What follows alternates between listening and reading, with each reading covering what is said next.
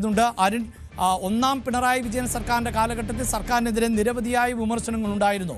എന്നാൽ രണ്ടാം പിണറായി വിജയൻ സർക്കാരിനെതിരെ ഉയരുന്ന വിമർശനങ്ങൾ അത് കുറച്ചുകൂടി ഡെപ്തിലേക്ക് ഇറങ്ങിച്ചെല്ലുന്നു ജനങ്ങളിലേക്ക് എന്ന ഒരു വിലയിരുത്തൽ UDF-നുണ്ട്. പ്രത്യേകിച്ച് വിശ്വാസികളുമായി ബന്ധപ്പെട്ട വിഷയമാണ് ശബരിമല. നമുക്കറിയാം, ആ ശബരിമല വിഷയത്തിന് ശേഷം നടന്ന ലോക്സഭാ തെരഞ്ഞെടുപ്പ്, ഇപ്പോഴിതാ ശബരിമലയിലെ സ്വർണ്ണക്കൊള്ളയ്ക്ക് ശേഷം നടക്കുന്ന തദ്ദേശ തെരഞ്ഞെടുപ്പ്, അത് ഇടതുമുന്നണിയെ എങ്ങനെ ബാധിക്കുന്നു? അപ്പോൾ അവിടെ കൂടുതൽ നേട്ടം കൊയ്യുക എന്നത് UDF ഒരു ലക്ഷ്യം വയ്ക്കുന്നുണ്ട്. കാർഷിക പ്രശ്നങ്ങൾ, ഇടതുമുന്നണിക്കകത്തെ തർക്കം, ഇതെല്ലാം ഈ പ്രചാരണ വിഷയങ്ങളാക്കി മാറ്റില്ലേ UDF? തീർച്ചയായിട്ടും ശബരിമല യുവതീ പ്രവേശനം വന്ന ശേഷം അതിന്റെ ഏറ്റവും വലിയ ശക്തമായ സമരവുമായി മുന്നോട്ട് വന്നത് BJP ആയിരുന്നു. NSS തുടങ്ങി വെച്ച സമരം പിന്നീട് അത് വലിയ രീതിയിൽ ഏറ്റെടുത്ത് മുന്നോട്ട് കൊണ്ടുപോയതും അക്രമങ്ങളിലേക്ക് പോയതും അതിന്റെ മുൻനിരയിൽ നിന്നുമൊക്കെ BJP ആയിരുന്നു. UDF-ഉം സമരരംഗത്തുണ്ടായിരുന്നു. പക്ഷേ അതിന്റെ ഏറ്റവും ശക്തരായ പ്രായോജകർ BJP തന്നെയായിരുന്നു. എന്നാൽ അതിന്റെ ഗുണമുണ്ടായത് കോൺഗ്രസിനാണ്, UDF-നാണ്.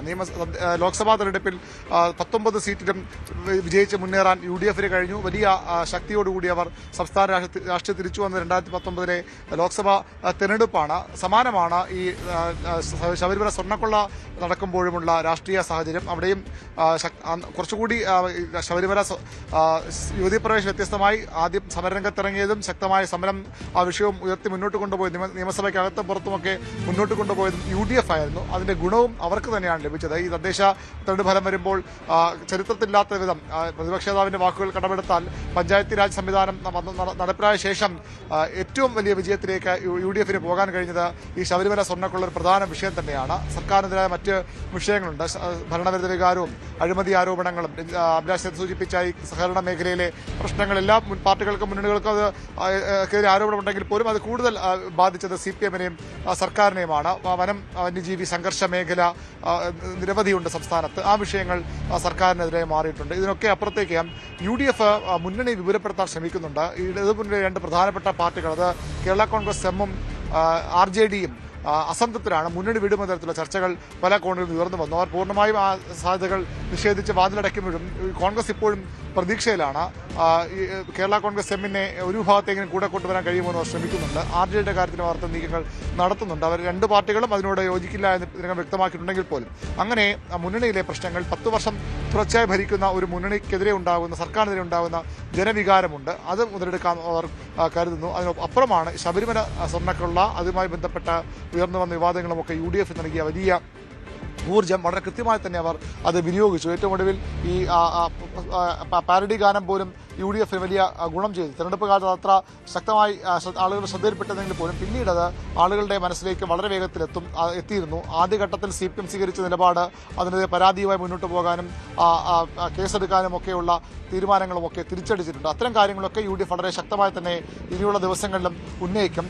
സർക്കാരിനെതിരായ അഴിമതി ആരോപണങ്ങൾ, CPM BJP ഡീൽ എന്ന ആരോപണം, ഇപ്പോൾ തദ്ദേശ ഫലം അധ്യക്ഷ സ്ഥാനങ്ങൾ പങ്കിടുമ്പോൾ അല്ലെങ്കിൽ ഭരണസമിതി രൂപീകരിക്കുമുള്ള കൂട്ടുകെട്ടൊക്കെ അതിന് ചെറിയ വിഘാതമാണെങ്കിൽ പോലും UDF ശക്തമായി തന്നെ അത് ഉന്നയിക്കും. ഗവർണറുമായി ഒത്തുതീർപ്പിലെത്തുന്നു, സമവായത്തിലെത്തുന്നു. മുഖ്യമന്ത്രിക്കെതിരെയുള്ള പരാതികളിൽ, പ്രധാനപ്പെട്ട ആളുകൾക്കെതിരെയുള്ള കേസുകളിലൊന്നും കേന്ദ്രം മുന്നോട്ട് പോകുന്നില്ല. കേന്ദ്ര അന്വേഷണ ഏജൻസികൾ സംസ്ഥാനത്ത് വട്ടമിട്ട് പറക്കുന്നു എന്ന് പറയുമ്പോഴും അത് ഒരു അഡ്ജസ്റ്റ്മെന്റ് സ്ഥാപിക്കാൻ കോൺഗ്രസ് ശ്രമിക്കുന്നുണ്ട്. അങ്ങനെ പല കാര്യങ്ങൾ ഈ 10 വർഷത്തോടടുക്കുന്ന തുടർച്ചയായി ഭരിക്കുന്ന സർക്കാരിന്റെ കിട്ടാവുന്ന എല്ലാ വിഷയങ്ങളും ഉയർത്തിക്കൊണ്ടവർ മുന്നോട്ട് വരുമെന്ന് ഉറപ്പാണ്. UDF നേതാക്കൾ നയിക്കുന്ന, UDF ചെയർമാൻ കൂടിയായ പ്രതിപക്ഷ നേതാവ് നയിക്കാൻ പോകുന്ന ഫെബ്രുവരിയിലാകാം ആ യാത്രയുടെ ഷെഡ്യൂളൊക്കെ, അത് കേരള യാത്രയായി മാറുമ്പോൾ അവിടെ ഈ വിഷയങ്ങൾ കൂടി ഉയർത്തി ആ യാത്ര അവസാനിക്കുമ്പോൾ സ്വാഭാവികമായും ഒരുപക്ഷെ അതിന് മുമ്പ് തന്നെ തെരഞ്ഞെടുപ്പ് പ്രഖ്യാപനവും ഉണ്ടായേക്കാം.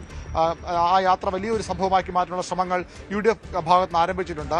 പ്രിയങ്ക ഗാന്ധിയെയും രാഹുൽ ഗാന്ധിയും ഒക്കെ യാത്ര റാലികളുടെ ഭാഗമാക്കാനുള്ള ശ്രമങ്ങൾ ഉണ്ടാകും. അങ്ങനെ വലിയൊരു വികാരം, അതൊരു വലിയൊരു സർക്കാരിനെതിരായ വികാരമാക്കി യാത്ര കണ്ണൂർ, തിരുവനന്തപുരത്ത്, കാസർഗോഡേക്കായാലും തിരിച്ചിങ്ങോട്ടായാലും അത് വലിയൊരു ജനവികാരമായി മാറ്റിയെടുത്ത് നേരിട്ട് തെരഞ്ഞെടുപ്പിലേക്ക് പോകാൻ UDF-ന് കഴിയും. കാരണം വളരെ പെട്ടെന്ന് തെരഞ്ഞെടുപ്പ് പ്രഖ്യാപനം ഉണ്ടാകും. ഫെബ്രുവരി അവസാനം തന്നെ പ്രഖ്യാപനവും ഉണ്ടാകും. അപ്പോൾ വളരെ വേഗത്തിൽ ഈ വികാരങ്ങൾ ജനങ്ങളുടെ മനസ്സിൽ നിൽക്കുമ്പോൾ തന്നെ ഇടതുമുന്നണിക്കും CPM-നും നിന്നും തിരുത്താൻ പോലും സമയം നൽകാതെ ഈ വിഷയങ്ങൾ ഉയർത്തിക്കൊണ്ടു പോകാനാകും UDF-ന്റെ ശ്രമം. അതിന്റെ ഭാഗമായാകും പ്രതിപക്ഷ നേതാവിന്റെ സംസ്ഥാന യാത്രയുമൊക്കെ മാറുക. ഏതായാലും എന്തായാലും UDF ഇത്തവണ കുറച്ചുകൂടി ആത്മവിശ്വാസമുണ്ട്. കഴിഞ്ഞ തവണത്തേക്കാളൊക്കെ അവർക്ക് പറയാൻ കാര്യങ്ങളുണ്ട്. അഭിലാഷ് സൂചിപ്പിച്ചത് കുറച്ചുകൂടി വ്യക്തമായ പ്രശ്നങ്ങളുണ്ട്, അവസാനിക്കാത്ത പ്രശ്നങ്ങളുണ്ട്.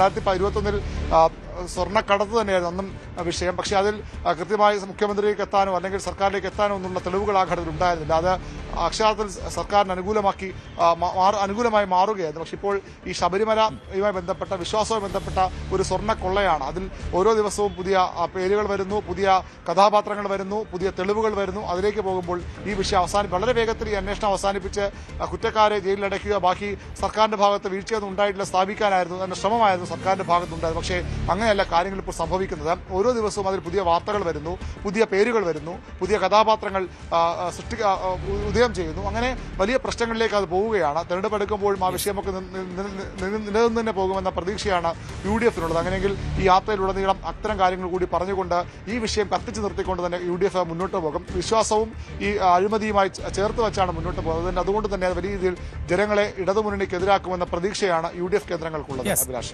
ഒരു കാര്യം കൂടി അരുൺ, അതായത് ഈ തദ്ദേശ തെരഞ്ഞെടുപ്പിൽ നമ്മൾ പതിവിൽ നിന്നും വ്യത്യസ്തമായി UDFിൽ കണ്ടത് ഈ സ്ഥാനാർത്ഥികളെ നേരത്തെ നിശ്ചയിക്കുകയും അങ്ങനെ കളത്തിലിറക്കുകയും ഒക്കെ ചെയ്തു എന്നുള്ളതാണ്. അതിൽ പ്രമുഖരായ സ്ഥാനാർത്ഥികൾ ഉണ്ടായിരുന്നു എന്നത് നമുക്ക് അറിയാം. പക്ഷെ പിന്നീട് ജയിച്ചു വന്നിടത്ത് ഇപ്പോൾ തന്നെ കൊച്ചിയിൽ തന്നെ നമുക്കറിയാം ദീപ്തി മേരി വർഗീസിനെ പോലെയുള്ളവരെ മാറ്റി നിർത്തിയ സാഹചര്യം, തൃശ്ശൂരിൽ ലാലിയെ പോലെയുള്ളവർ പണം നൽകിയാണ് ഈ പദവി, അതായത് കോർപ്പറേഷൻ മേയർ പദവി സ്വീകരിച്ചത് എന്ന നിജിന് എതിരെ ഉയർത്തിയ ആരോപണം. ഇതൊക്കെ കോൺഗ്രസിന്റെ ഇന്നലകൾ പരിശോധിച്ചാലും നമുക്ക് മനസ്സിലാക്കാവുന്നതേ ഉള്ളൂ.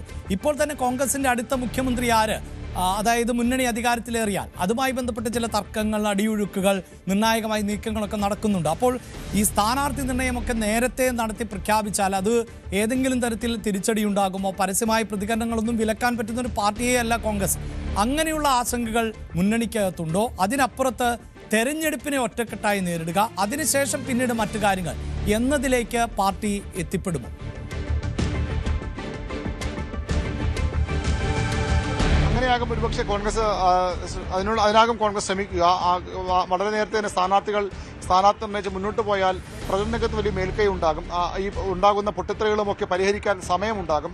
ഒറ്റ ലക്ഷ്യം മാത്രമാകും അവർക്ക് മുന്നോട്ട് വയ്ക്കാനുണ്ടാകുക, ഇടത് സർക്കാരിന്റെ ഭരണം അവസാനിപ്പിക്കുക. അതിന് ഒറ്റക്കെട്ടായി നിൽക്കുന്ന സന്ദേശമാകും നൽകുക. പിന്നീട് ആര് ഭരിക്കും? ഇപ്പോൾ തന്നെ ഒരു അരഡസൻ നേതാക്കളെങ്കിലും മുഖ്യമന്ത്രി കുപ്പായം തുന്നി തയ്യാറായിരിക്കുന്നുവെന്ന വിമർശനം കോൺഗ്രസിൽ ശക്തമാണ്. അതുതന്നെയാണ് അവർ ഏറ്റവും പ്രധാനപ്പെട്ട പോരായ്മയായും നേതാക്കളും പ്രവർത്തകരും ഒക്കെ ചൂണ്ടിക്കാട്ടുന്നത്. പ്രതിപക്ഷ നേതാവ് VD സതീശനും മുൻ പ്രതിപക്ഷ രമേശ് ചെന്നിത്തലയും മാത്രമല്ല, KC വേണുഗോപാൽ കേന്ദ്രത്തിൽ നിന്ന് എപ്പോൾ വേണമെങ്കിലും സംസ്ഥാന രാഷ്ട്രീയത്തിലേക്ക് വരാമെന്ന രീതിയിൽ നിൽക്കുന്നു. K സുധാകരനും മുല്ലപ്പള്ളി രാമചന്ദ്രനെ പോലുള്ള മുൻ അധ്യക്ഷന്മാർ പോലും വീണ്ടും മത്സരിക്കാൻ തയ്യാറായി നിൽക്കുന്നു. അത്തരത്തിൽ എല്ലാവർക്കും ലക്ഷ്യം മന്ത്രി കസേരയും മുഖ്യമന്ത്രി കസേരയും ഒക്കെ തന്നെയാണ്. MP-മാർ പലരും വീണ്ടും സംസ്ഥാന രാഷ്ട്രീയത്തിലേക്ക് വരാൻ അവസരം കാത്തു നിൽക്കുന്നു. അത് അടൂർ പ്രകാശ് ആയാലും കൊടിക്കുന്നിൽ സുരേഷ് ആയാലും ഒക്കെയുള്ള പ്രധാനപ്പെട്ട നേതാക്കൾ തന്നെ സംസ്ഥാനത്തേക്ക് കണ്ണു നട്ടിരിക്കുന്നുണ്ട്. അതുകൊണ്ട് തന്നെ അത്തരം പ്രശ്നങ്ങൾ ഏത് നിമിഷവും UDFിൽ ഉണ്ടാകാം. പക്ഷേ പരമാവധി വേഗത്തിൽ സ്ഥാനാർത്ഥികളെ പ്രഖ്യാപിച്ച് ഈ പ്രശ്നങ്ങൾ പൊട്ടിത്തെറി ഉണ്ടാകുമെന്ന് ഉറപ്പാണ് കോൺഗ്രസ് നേതൃത്വത്തിനും. ആ പൊട്ടിത്തെറികൾ പ്രശ്നങ്ങൾ പരിഹരിക്കാൻ കൂടി സമയം മുന്നിൽ കണ്ടുള്ള ഒരു സ്ഥാനാർത്ഥി നിർണ്ണയത്തിലേക്കും കോൺഗ്രസ് പോവുക. വളരെ വേഗത്തിൽ ഈ ഒരുപക്ഷെ അടുത്ത മാസം ആദ്യം തന്നെ സ്ഥാനാർത്ഥികളുമായി ബന്ധപ്പെട്ട നിർണായക ചർച്ചകളിലേക്ക്, സീറ്റ് വിഭജനം അവർക്ക് വലിയ പ്രശ്നമാണ് മുന്നണിയിൽ, ആ സീറ്റ് വിഭജന ചർച്ചകളിലേക്കും ഒക്കെ കടന്ന സ്ഥാനാർത്ഥികളെയും പ്രധാന സ്ഥലങ്ങളിലേക്കും സ്ഥാനാർത്ഥികളെയും പ്രഖ്യാപിച്ച് മുന്നോട്ട് പോകാനാകും UDFും കോൺഗ്രസും ശ്രമിക്കുക. കോൺഗ്രസിനെ സംബന്ധിച്ചിടത്തോളം വലിയ ആത്മവിശ്വാസം നൽകിയ തെരഞ്ഞെടുപ്പ്, മുന്നണിക്കകത്ത് ഐക്യം കൂടുതൽ ശക്തിപ്പെടുത്തുക എന്നത് നിലവിലെ ആവശ്യവുമാണ്. പ്രത്യേകിച്ച് തദ്ദേശ തെരഞ്ഞെടുപ്പിന് ശേഷം മുസ്ലിം ലീഗിന് അടക്കം ചിലയിടങ്ങളിലും എങ്കിലും അതൃപ്തിയുണ്ട്. അവർക്ക് കൃത്യമായ പരിഗണന ഈ തെരഞ്ഞെടുപ്പിലെ വിജയത്തിന് ശേഷം നൽകിയിട്ടില്ല. ഇപ്പോൾ കൊച്ചി കോർപ്പറേഷൻ തന്നെ അതിന് ഉദാഹരണമാണ്. അപ്പോൾ അത്തരം അസ്വാരസ്യങ്ങൾ പൂർണ്ണമായും പരിഹരിക്കുക, ഒപ്പം മുന്നണിയെ ഒറ്റക്കെട്ടായി നയിക്കുക, അതിലൂടെ വരാൻ പോകുന്ന നിയമസഭാ തെരഞ്ഞെടുപ്പിൽ മികച്ച വിജയം നേടുക, അതാണ് കോൺഗ്രസിന്റെ ലക്ഷ്യം. ഒപ്പം UDFിന്റെ ലക്ഷ്യം. അതിനുള്ള ഒരുക്കങ്ങളിലേക്ക് കടക്കുകയാണ് UDF.